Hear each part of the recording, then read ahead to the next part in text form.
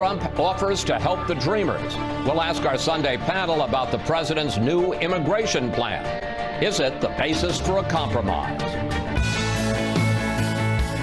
And our Power Player of the Week, paying back those in Iraq and Afghanistan who risked their lives to help U.S. troops. All right now on Fox News Sunday. And hello again from Fox News in Washington. Tuesday night, President Trump will lay out his vision for 2018 in his State of the Union address. He'll say his policies have created a stronger American economy, and he'll announce plans he thinks will boost growth even more. Joining us now for a preview, Mark Short, the White House Director of Legislative Affairs. Mark, welcome back to Fox News Sunday. Chris, thanks for having me back. What is the major theme of the President's State of the Union address Tuesday night? What's going to be the headline? What are the 2 or 3 major priorities? I think the president's going to talk about how America's back. He's going to talk about where we are today as far as growing an economy that now is growing at 3% clip over the last 3 quarters, an economy that now has the lowest unemployment rate in 17 years, an economy that has the lowest unemployment rate among African Americans and Hispanic Americans in the history of collecting data that's broken out demographically that way. I think you're going to talk about the fact that America is open for business. And the president's also going to make an appeal to Democrats, to make an appeal to say we need to rebuild our country, and to make an appeal that to do infrastructure, we need to do it in a bipartisan way. He'll also talk about America's strength, the fact that we are continuing to wipe out ISIS, but that we have growing threats, such as North Korea.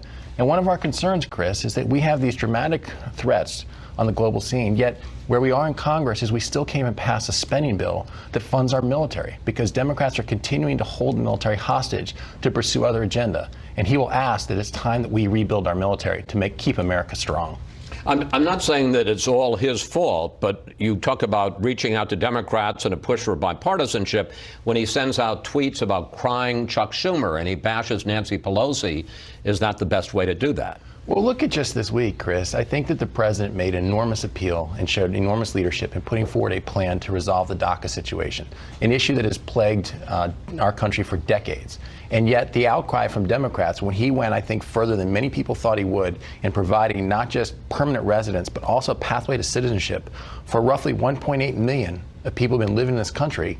And yet, so far, Democrats have continued to cry that they don't want to solve the problem. We're anxious to solve the problem. The question is, do Democrats, will Chuck Schumer and Nancy Pelosi show the same leadership and protect their constituency from their radical left-wing base, or they can continue to play politics with this issue? Let's drill down on immigration. It's actually the first question I was going to ask you about. Let's put up the president's framework that was announced this week. A path to citizenship, as you said, for 1.8 million people eligible for Dreamer status.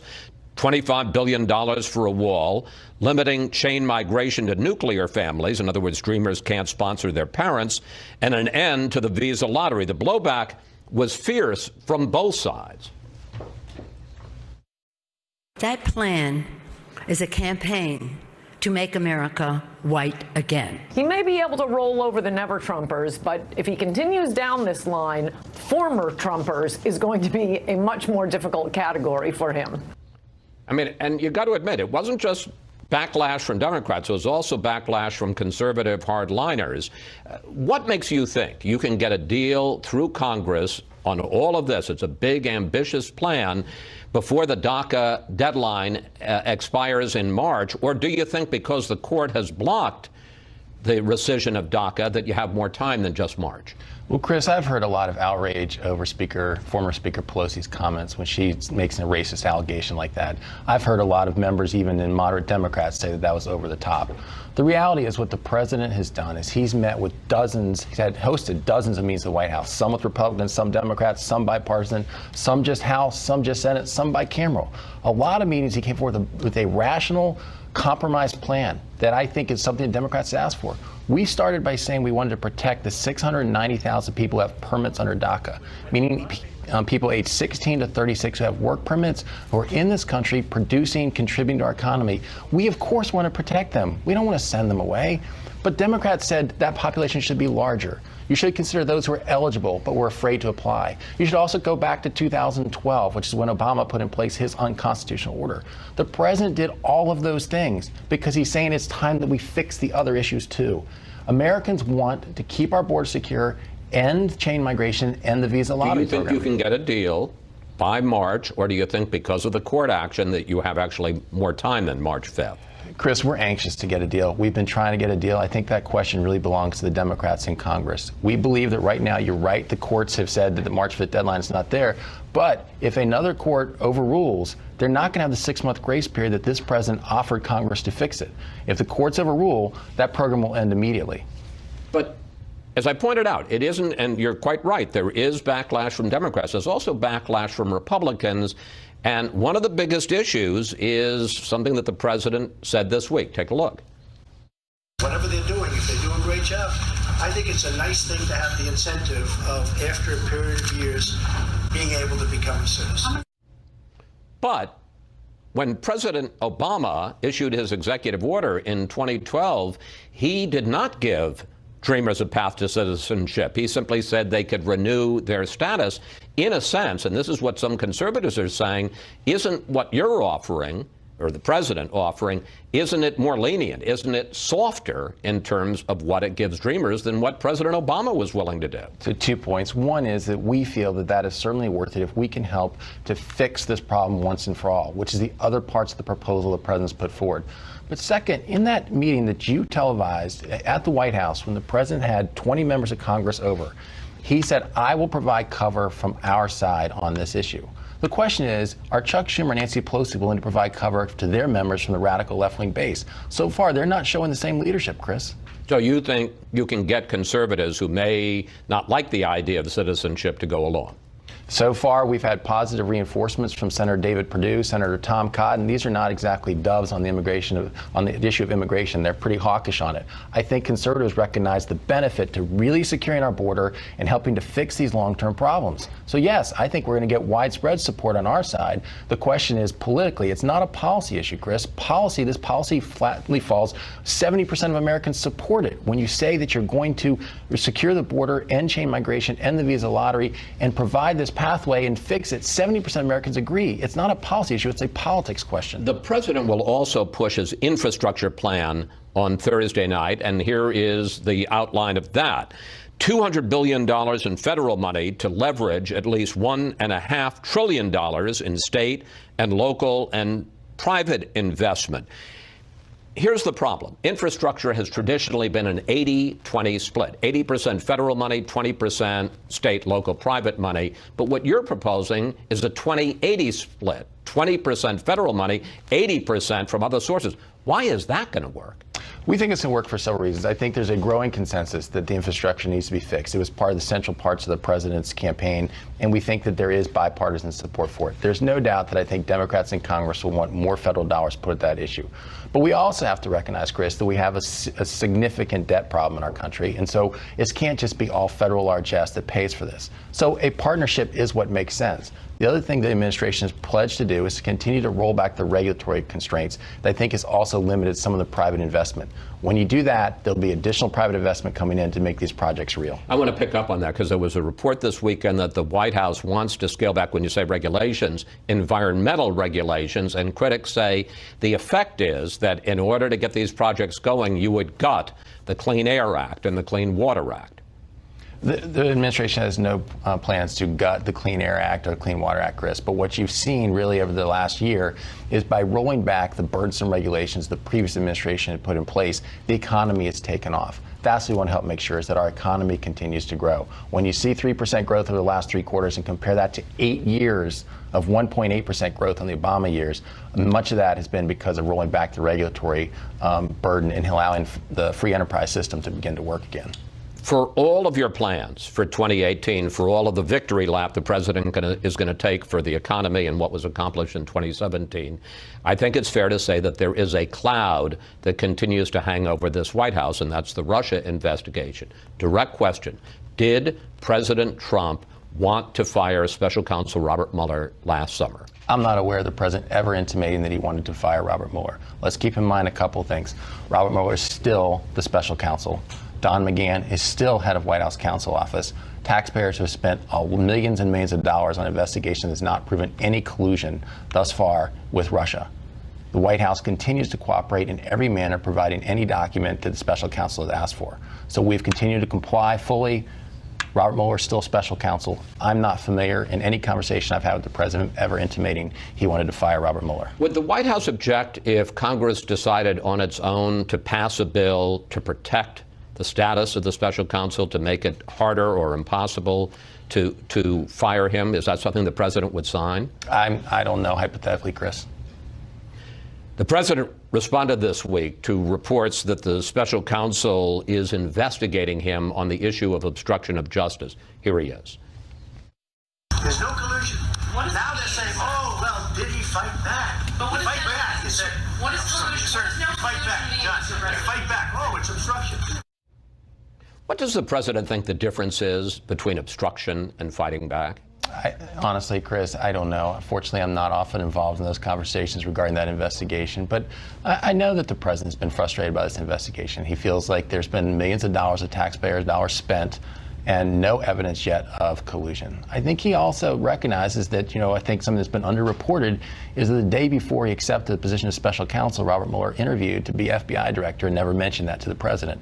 So I'm sure there's concern that here was, obviously he was going to be named special counsel. He came in to be interviewed to be FBI director and never mentioned the potential conflict there.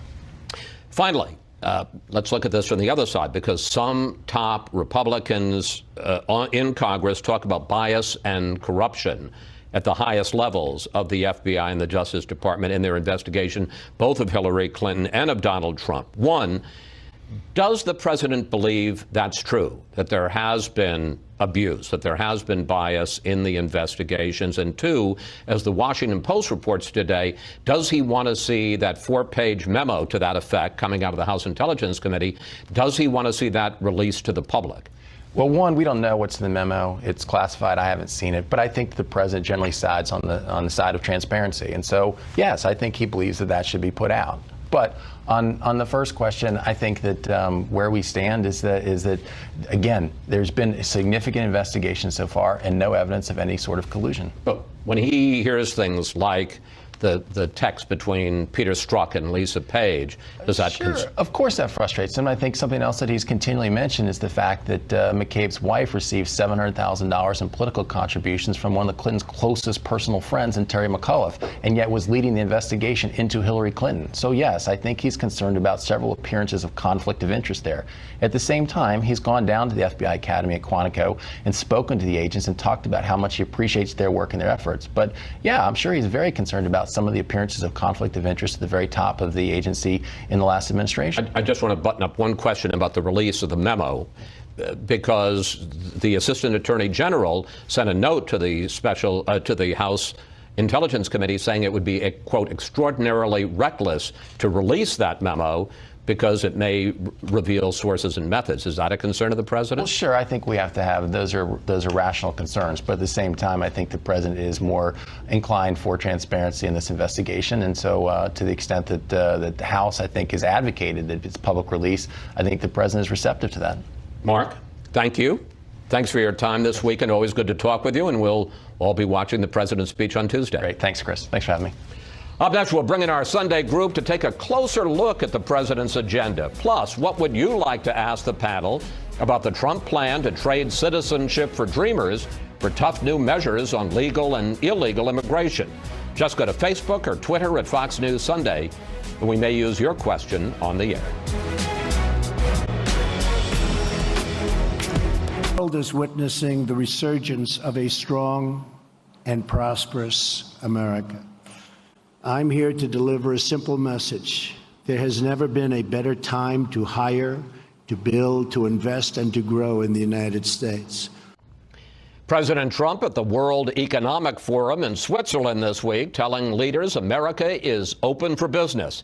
And it's time now for our Sunday group. GOP strategist Karl Rove, columnist for The Hill, Juan Williams, Catherine Lucy, who covers the White House for the Associated Press, and former Republican Congressman Jason Chaffetz. Well, Catherine, you were on the Davos trip with the president. How was he received there, and how much are they counting on this strong economic recovery, the good numbers from 2017 continuing into 2018, to help Republicans in the 2018 midterms?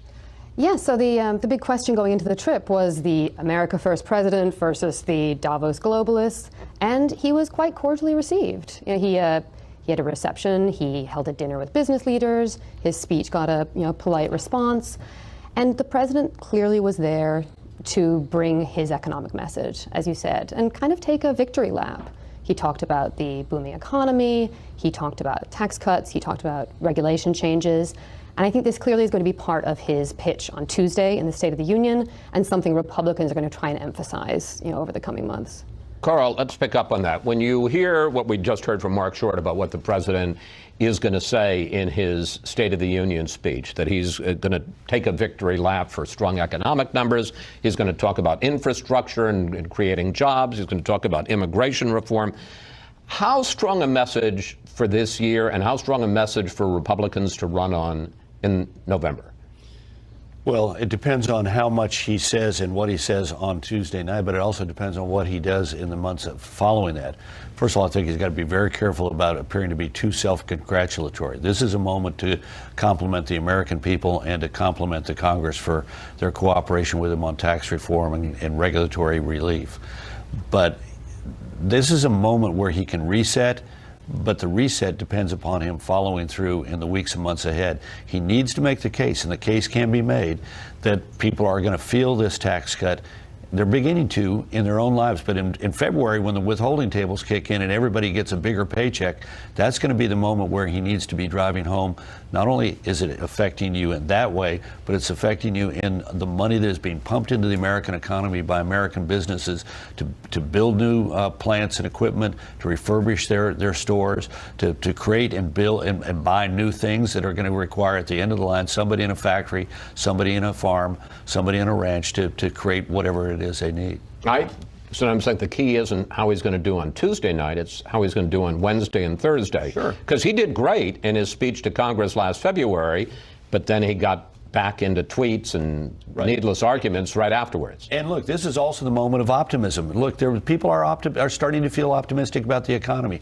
This is the moment to strike that note of optimism that he missed in his inaugural address when he talked about that dark and gloomy place called America. Your boss didn't like that speech, Bush 43. We ask you for questions to the panel, and we got this on Facebook from Al Drennan on the president's new framework for immigration. Al writes, "It seems as though the president is going against many in his own party to extend the olive branch to appease Democrats and strike a deal. How is it possible for all Democrats in the House and Senate to not be jumping all over this proposal?" Congressman Chaffetz, how do you answer, Al, and the concern from some conservatives that the president is giving away too much to the Dreamers when he gives them a path to citizenship, which is, again, more than Barack Obama did? Yeah, viva Trump. I mean, I think a lot of people are very surprised, particularly in conservative circles, that he added the component that allows a pathway to citizenship. I don't like that component, but it really puts the Democrats in a box. And for Nancy Pelosi to go out and try to claim that this is some sort of racist plan, I don't know that the Democrats can actually say yes to anything. And this is something they're really going to have to contemplate. And when you have people like Senator Perdue, as Mark Short pointed out, and you have Senator Cotton in particular saying this is a good, solid framework. Yeah, we should just point out two Republican, really strong hardliners on immigration issues. Yeah, no, it puts the ball squarely back in the Democrats' court, and we're going to see if they're going to be able to pass it out of the Senate. I don't know that it could pass in the House quite as smoothly, but if all the Democrats get behind it in the House, then I think there are enough in the House on the Republican side of the aisle that they could actually pass this. On the other hand, you talk about the Democrats. They're saying that the president is caving to the right wing of his party. Take a look. The White House, unfortunately, has proven unreliable and wildly unpredictable. Within a course of hours, they say different things. Every time the president moves forward on one thing, his staff pulls him back and undoes what he said. But one isn't citizenship for 2 million, not only Dreamers, but people eligible for Dreamer status who hadn't signed up yet. Isn't that a huge concession?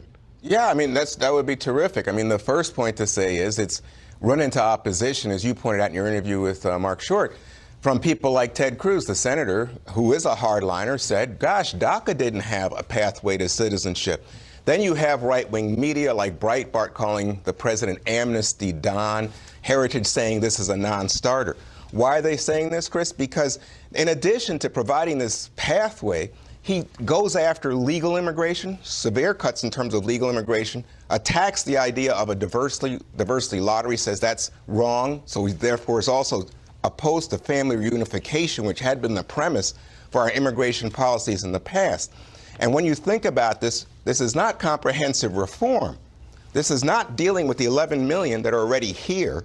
So this is the president's presentation at a moment when the Democrats are saying $25 billion, you just got a huge tax cut, now you want $25 billion for a wall that essentially is symbolic. So are you saying that Democrats, I mean, on the other hand, 2 million people in this country illegal, and even the Dreamers, as sympathetic as they are in the country illegally, you're saying Democrats shouldn't jump on this deal? I don't think. Why would you jump? Look, the president set a phony deadline, this March thing, right? He's the one that tried to undo DACA. He said this is going to be a bargaining chip. In exchange for this, I'm going to demand concessions. I want my wall. Okay. The Democrats are willing to give added money for security on the border. The thing is, are you willing to give $25 billion? Are you willing not to address comprehensive immigration? Meanwhile, the real pressure, and the president has said this, he's going to have to take heat from his right, from the conservative media, from Heritage, and from the Freedom Caucus in the House. Will Paul Ryan even call this? Because I think, to your point, if Paul Ryan called it, he has enough votes from Democrats to get it passed. They could potentially get it passed, but the reason I think the Democrats are fighting so hard against the wall is the wall will actually work.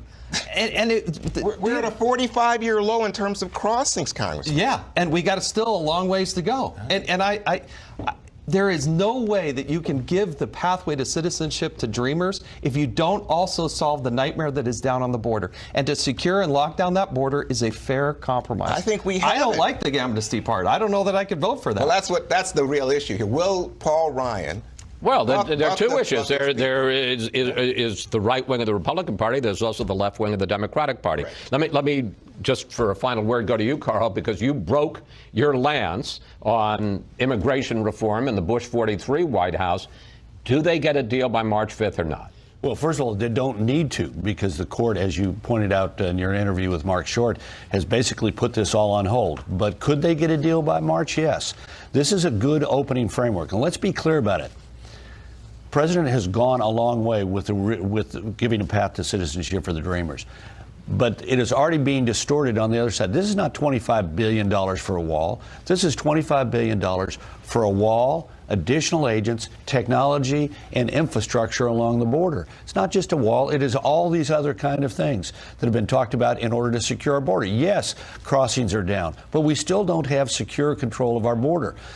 One thing that Juan touched on, though, was absolutely right. The Democrats, particularly the Congressional Black Caucus, are going to fight hard to defend the diversity lottery, because lotteries are weird, but diversity, it means we draw people from countries that don't normally flow into the normal immigration flow, largely African countries. Yes or no? They're going to get a deal or not?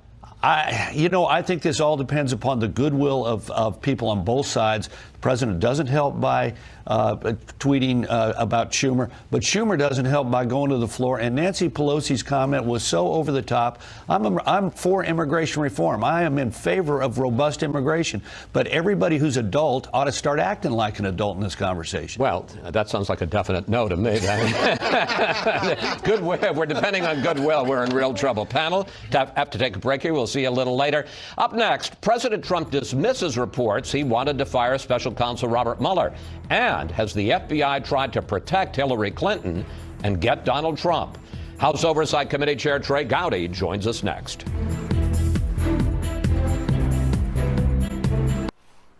Even before he became president. I saw today it was a text about not keeping text.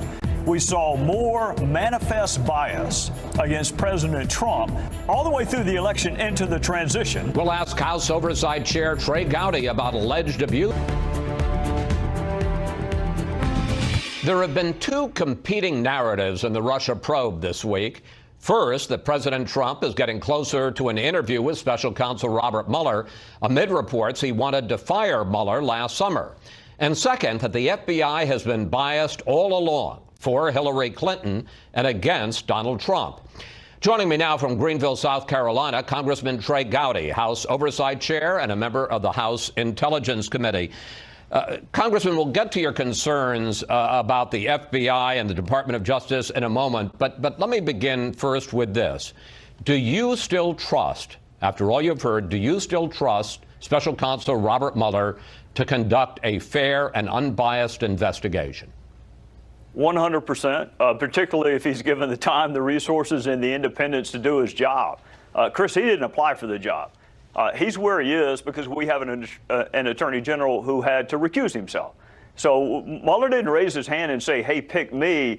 We as a country asked him to do this. And by the way, he's got there are two components to his jurisdiction. There is a criminal component, but there's also a counterintelligence component that no one ever talks about because it's not sexy and interesting. But he's also going to tell us definitively what Russia tried to do in 2016.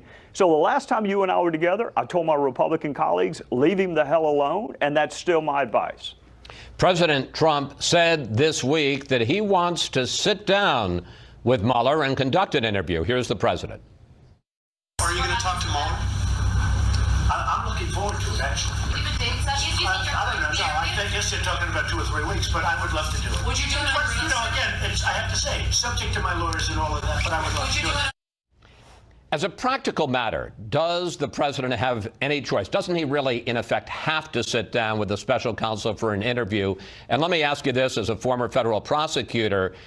When he does that interview, how dangerous is that legally for the president? Well, I don't know what he's going to say, and I don't know what he knows, so I can't address how dangerous it is. If there's no collusion and if there's no obstruction of justice, there's not much danger. There are two aspects to this, Chris. There's the legal aspect, and the former prosecutor in me wants him to testify because he is uniquely well situated to answer certain questions. The conversations between he and Comey, there are only 2 people in those conversations. We've already heard Director Comey's side of it. If there's another side, we need to hear it. That's the legal part. So I want him to testify from a legal standpoint, but let's don't kid ourselves. There is a political component to it. Twice now, over 50 of my House Democrat colleagues have voted to move forward with impeachment. Twice, before he's answered a single solitary question from Bob Mueller. Over 50 twice have said he should be impeached, and that's without answering a single question. Adam Schiff, who's the ranking member on the Intelligence Committee, said he had evidence of collusion before we even began the investigation. So the politics of it is, I don't think he's got a fair jury. I do think he has a fair investigator. I think he's got a fair prosecutor in Bob Mueller, but he doesn't have a fair jury, and he's going to have to decide whether the legal part outweighs the political part. The House Intelligence Committee is expected to vote this week on whether to release that 4-page memo that you had a big hand in writing that alleges abuse and bias inside the FBI and the Justice Department. As I discussed with Mark Short, the Washington Post reports today the president wants to have the memo released. Do you agree with that? I do. I'm sorry that we're to this point. This memo is nothing but the distilling, the reducing of thousands of pages of documents provided to us by the department and the Bureau. So there's nothing in this memo that the department is not already aware of. If you think your viewers want to know whether or not the dossier was used in court proceedings, whether or not it was vetted before it was used, whether or not it's ever been vetted, if you are interested in who paid for the dossier, if you're interested in Christopher Steele's relationship with Hillary Clinton and the Democrat National Committee, then yes, you'll want the memo to come out. If you're Adam Schiff, who is consistently wrong when it comes to issues of disclosure. He didn't want us to find out any of this information, Chris. He fought. In fact, GPS went to court. Fusion GPS went to court to keep us from finding out that the Democrats paid for the dossier. So if you're Adam Schiff, of course you don't want the information to come out. You didn't want us to find it in the first place. This memo answers what I think are really legitimate questions, and I do think the FBI should look at it before before it is released. And I have provided that counsel to Chairman Nunes, and I think that he has taken that under advisement. So I want to play face-up poker. I want the Bureau to know everything that's in the memo. I think you'll be surprised. It is not a hit piece on the department and the FBI. I would not have participated in it if that's what it was. Let me pick up on this, because the reports are, and you've kind of indicated that in your answer, that the memo centers on this question of the FISA application, the Department of Justice FBI application in 2016 for a warrant to conduct electronic surveillance against this fella, then Trump campaign manager Carter Page. Your complaint, according to reports, is that you say that when they made that application, they didn't talk about the role of the Russia dossier, and especially the fact that it was opposition research paid for by the Clinton campaign. The Democrats, and yes, Adam Schiff is leading the charge, say you're cherry-picking the information. One, that the FISA warrant on it, Carter Page, is not as central as you're making it. And two, that there was a lot more in the application than just the dossier, that the FBI did not rely just on the dossier to get the warrant. Well, I can't even confirm for you that there is a FISA warrant, and I can't confirm for you who it's on, because that is classified, and I'm not going to disseminate classified information. I'll just ask you again, are you interested in whether or not the world's premier law enforcement agency relied on a work product produced, paid for by the Democrat National Committee? Are you interested in whether or not I guess the question I'm just asking is this, sir. And yes, I can understand you're not going to confirm it, but we're talking about the FISA warrant of Carter Page. Did they rely just on the dossier, or did they rely on a lot of other material? Well, for me to answer that question is confirmation that there is one. I will. Let me ask you this, Chris. If they relied on it half, is that significant enough for the American people to know? If they relied on it at all, do you want to know that? If you're the judge, do you want to know if a third of what you're providing to the court was paid for by a political opponent? So whether it was relied upon 80% or 20%, do you want to know that the Democrat National Committee paid for material that was never vetted, that was included in a court proceeding? Do you want to know whether or not the primary source in these court proceedings had a bias against one candidate? Do you want to know whether or not he said he'd do anything to keep that candidate from becoming elected president? I want to, and I don't mean to interrupt, sir, but I got two more questions I want to get to, and we're running out of time, because I want to address those texts between Lisa Page and Peter Strzok, who were two key figures in both the Clinton and Trump investigations. In February of 2016, during the Clinton email probe, Page sends this text. One more thing, she, Clinton, might be our next president. The last thing you need, us going in there loaded for bear. You think she's going to remember or care that it was more DOJ, Department of Justice, than FBI? Strzok responds, agreed. I called Bill and relayed what we discussed. He agrees. I will email you, and redacted, same. The real question I have is that there's no question that is a deeply troubling political bias expressed by two FBI officials. I guess the question I have is, did Strzok and Page have the power to protect Clinton on the one hand and to get Trump on the other? Well, did they have the power to protect her? The decision not to charge her was made before she was ever interviewed. How would you like that deal, Chris? I mean, I like that deal, but I guess the question is, was that just Peter Strzok, or was that a lot of other people who weren't party to these clearly biased and outrageous texts? Well, I think what you'll see, and one reason the Judiciary Committee and Oversight is investigating, is there was tension between the Department of Justice and the FBI. But Peter Strzok was the lead investigator. That's who interviewed Hillary Clinton. So these same two people whose bias was so insidious that Bob Mueller fired them the second he found out about it, their bias existed the entire time.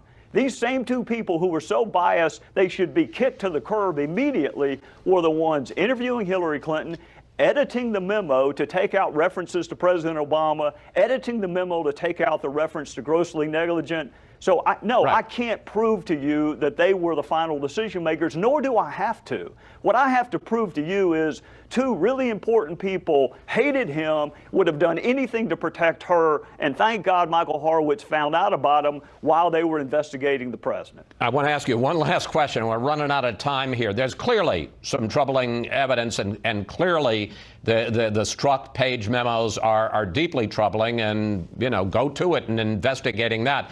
There also have been some issues of potential hype by Republicans, and I want to give you an example. This week, Senator Ron Johnson brought up the issue of a secret society inside the Justice Department. Here he is.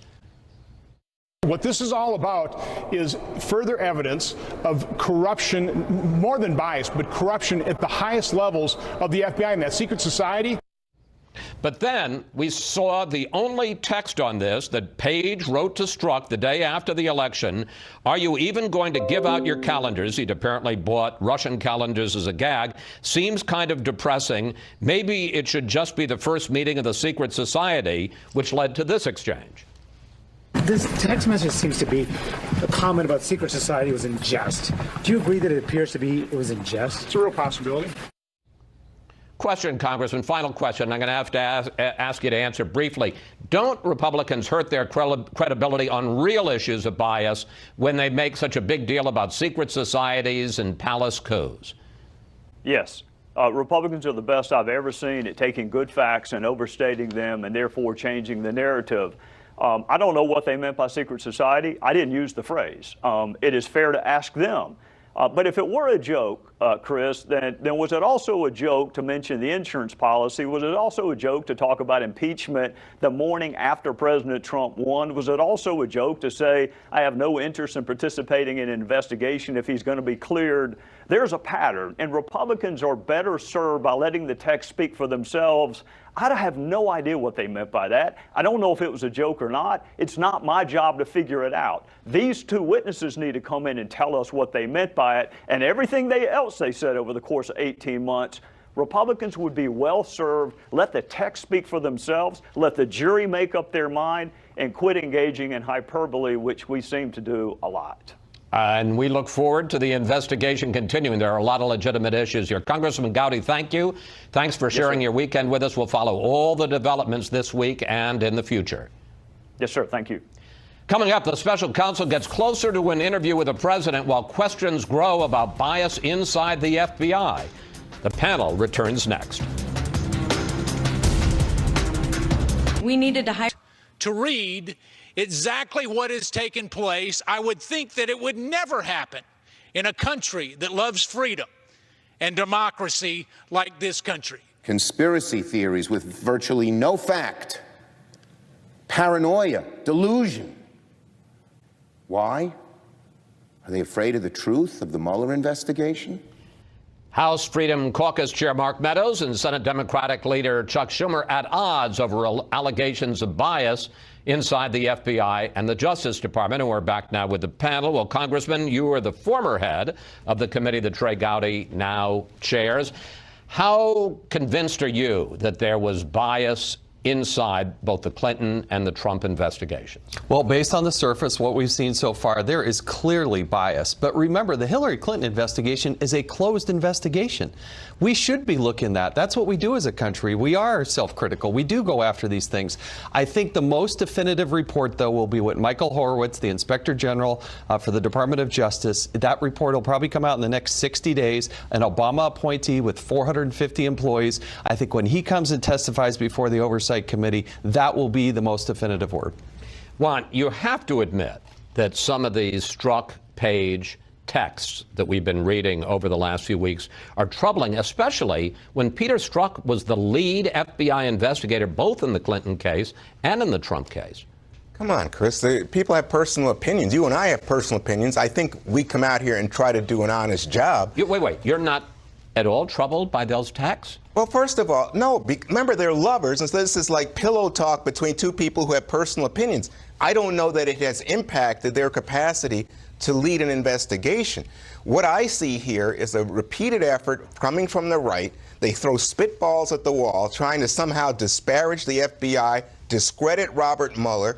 Don't forget, Trump not only has fired Comey, he's gone after these people. Okay, I'm not now talking about this week that. he's trying to fire Mueller. How about when Peter Strzok and Lisa Page are saying, well, let's not go into that Clinton investigation loaded for bear?